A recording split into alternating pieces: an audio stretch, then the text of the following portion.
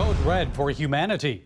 The United Nations released a new report this week warning that Earth's climate is getting so hot that within the next 10 years, it may likely exceed levels that world leaders are trying to prevent. And it's all your fault. Here's Hong Sung Lee, chairman of the UN's Intergovernmental Panel on Climate Change.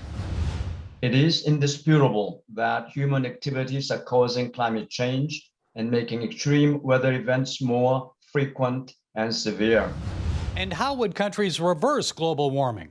They're already taking steps to impose a carbon tax on citizens.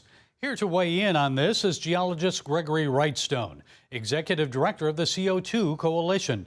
Mr. Wrightstone is author of the book Inconvenient Facts, the science that Al Gore doesn't want you to know. Greg, it's good to talk with you again. So, code red for humanity or green light for moving forward with a Green New Deal? Yeah. The UN secretary said this report should serve as a death knell for coal and fossil fuels, or the planet is doomed. Well, if we look at what India and China are both doing, they're moving full speed ahead with coal-fired electricity generation. What India is doing, they're snubbing their nose at the UN. They said the developed world has had 2 centuries to be able to develop their economies using fossil fuels. And too bad for us. What we're going to do is we're not going to look at global or our CO2 emissions. We're basically going to just look at our per capita CO2 emissions and continue to build coal-fired electricity and generation plants. China is going full speed ahead. And in fact, if you look, they have more coal-fired electricity generation facilities planned and under construction right now than there is in the entire United States. So any reductions that we in the Western world do will be dwarfed by both India and China. And bear in mind, China is the #1 CO2 emitter of the world, India #3, and we're right in there at #2. But I'm okay with that. I'm okay because I love CO2. We've talked about this before when I've been on. What we see is that the increasing amounts of carbon dioxide are leading to an Earth and its ecosystems that are thriving, and the human conditions are improving because of that. We see by looking at almost every metric, the Earth and humanity are getting better. That's a good story, and that's a really good story from a Christian perspective too. If we indeed were destroying the Earth, as the UN Secretary claims, well, then of course we have an obligation to not do that. But we just don't see any evidence of that.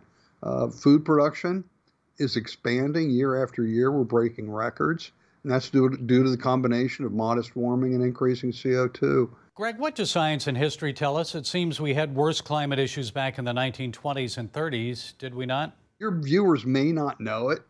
Sea level has risen 7 inches since 1900. That's not alarming. At the same rate, we're seeing the same rate of sea level rise today as we did 120 years ago. There's been no acceleration of sea level rise. So we may see another 6 or 8 inches of rise by the end of the century. Again, nothing alarming and nothing that can't be dealt with a tiny fraction of what's being proposed in this $1.2 trillion infrastructure plan. Along with roads and bridges, there's new funding for Green New Deal items like state-mandated carbon taxes and tracking and taxing people's vehicle miles. Tell us about that. It's $1.2 trillion bill. About $110 billion of that, or 10%, goes to what you and I would probably call infrastructure, bridges, roads, and the like. There's about the same amount that it looks like, from what we can tell, that's dedicated to solve the non-existent climate crisis problem, in quotation marks. I call it a solution in search of a problem. And so I see, again, I don't see a climate emergency.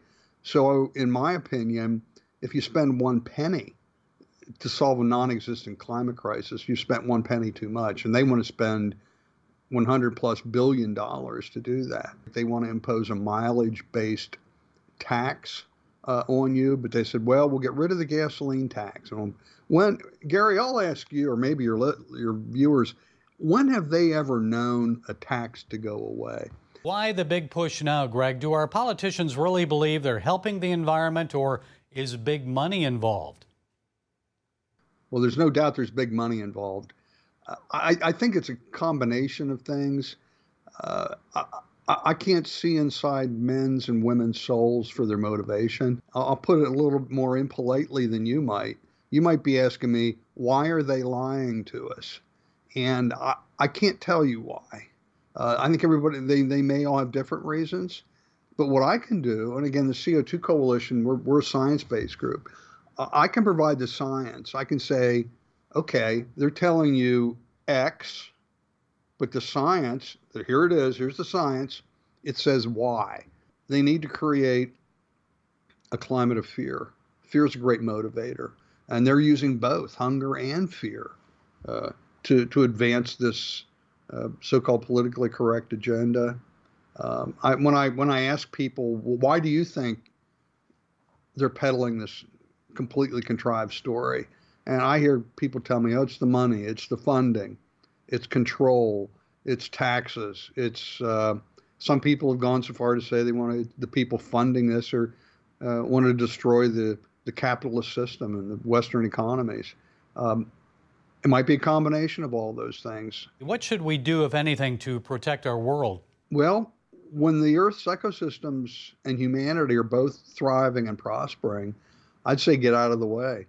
Gregory Wrightstone, CO2 Coalition Executive Director and author of the book, Inconvenient Facts, the science that Al Gore doesn't want you to know. Thanks for being with us, Greg. Thank you.